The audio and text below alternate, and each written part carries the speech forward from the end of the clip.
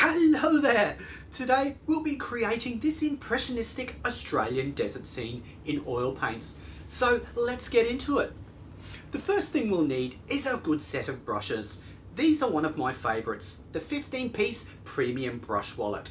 Squeeze out some crimson red and yellow orange satin acrylic and use a large gesso brush to seal the surface. We're using a wooden painting board for this project. Sealing it with acrylic makes a barrier so our oils don't soak into the wood, and it also creates a warm tone to lay our colours on. Next, create our palette.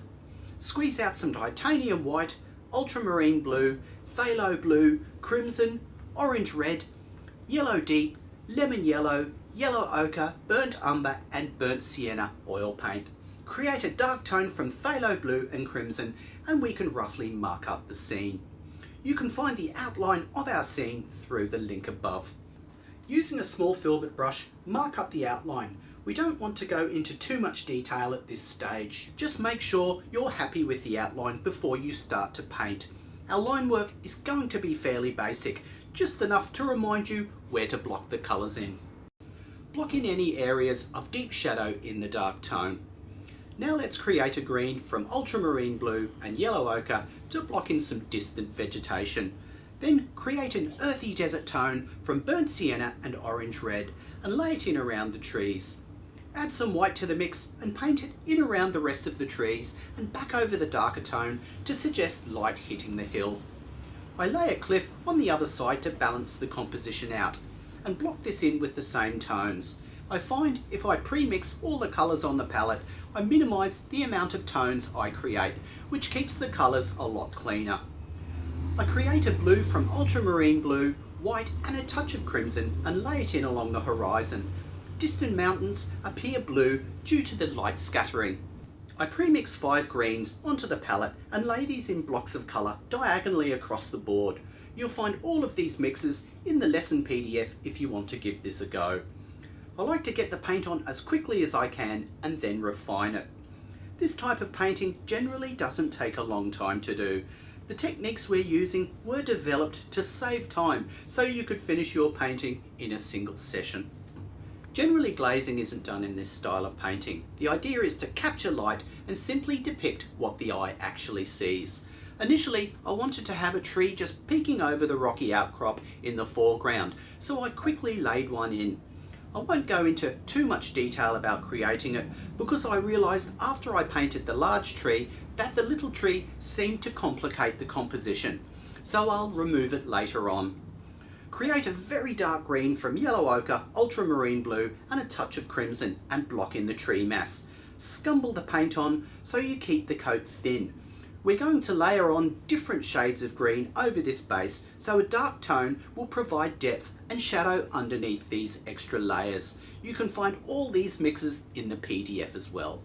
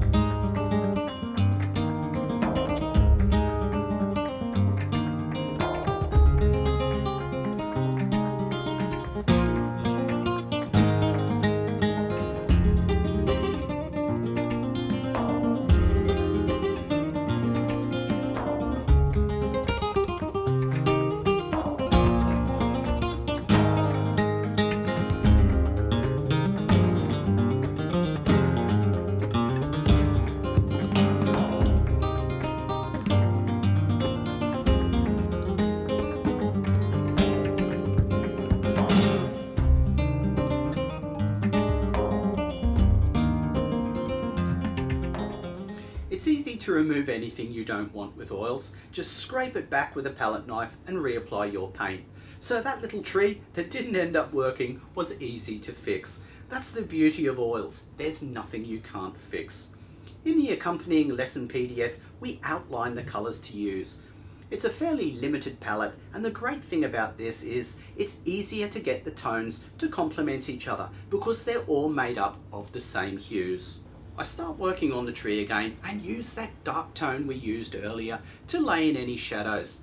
If you're not sure of where to lay the tone in, we've supplied the finished painting in the PDF for you to use as a guide.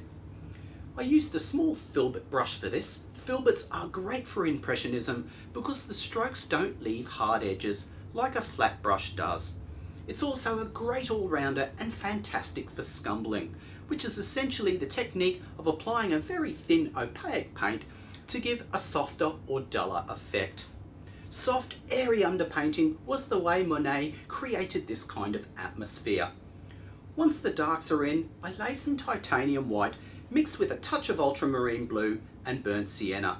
This is the result of a harsh desert sun beaming directly on the branches. As the light shines through the leaves, it creates dappled light which you can suggest with small dabs of paint.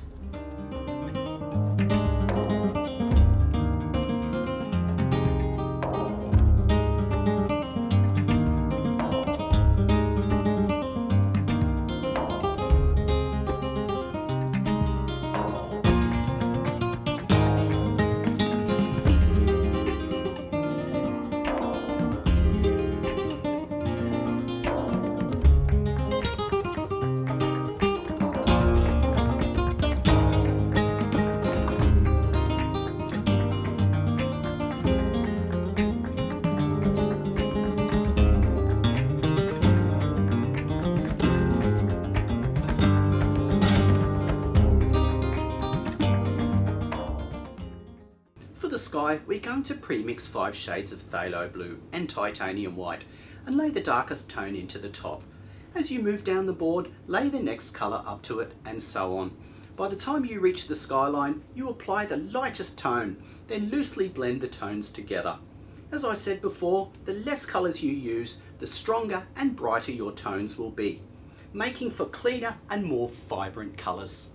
Once the blues are all roughly blended together, cut in around the tree. This tree is a ghost gum and it's an iconic symbol of the Australian bush.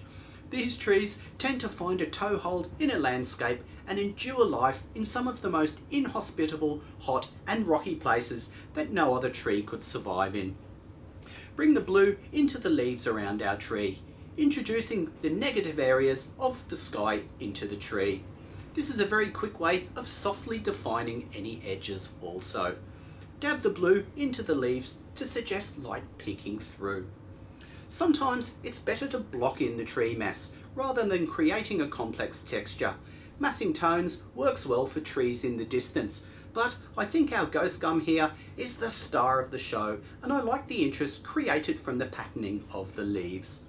You'll find a little bit of the red tint will show through. These little bursts of colour help create a sense of warmth in our painting. Use a long bristle rigger brush to lay in any paint into the fine areas and change your colour mixes from your palette as you move up the tree.